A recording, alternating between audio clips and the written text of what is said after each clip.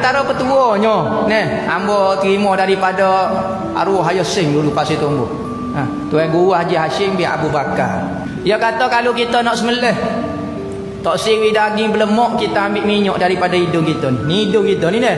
Ambil ni, kita tekan gini. Ada minyak ni, kita ambil pisah, kita tekan di mata pisah. Jangan luruk, luka. Tekan gini, jangan buat tadi ni.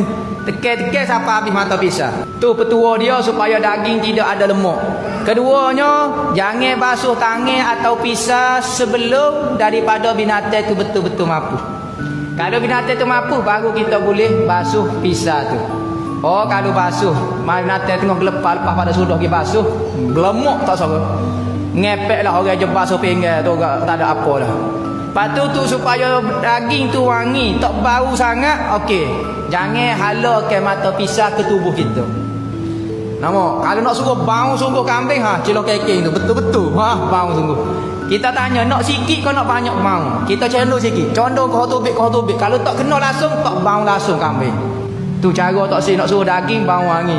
Nak suruh sedap lagi daging, nak suruh orang nampak macam, oh daging dah mau sedap. Ambil asal keping soyok sikit, tak nak jemelih, kemih. Buh dalam mulut kemih. Biar mecak sikit, okey. Sembelih.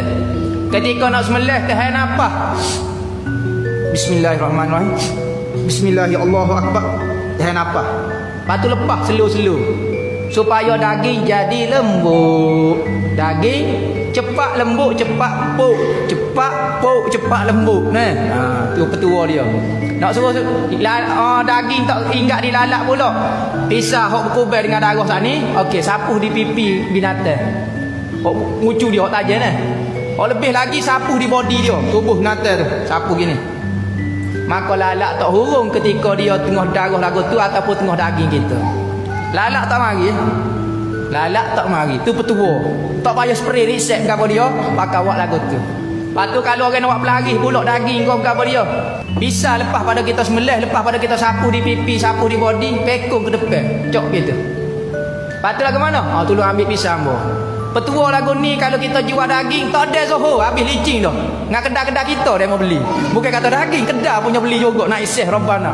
Buat apa hangpa jadi naik seh daging hari ni nampak manis, nampak sedap daging dia mau. Lagu tu. Tu cara dia. Lepas tu macam-macam lah, kerak serah, kerak bawang merah. Lepas tu pakai minyak atas, tubuh kena pakai minyak atas. Tu antara petua dia lah.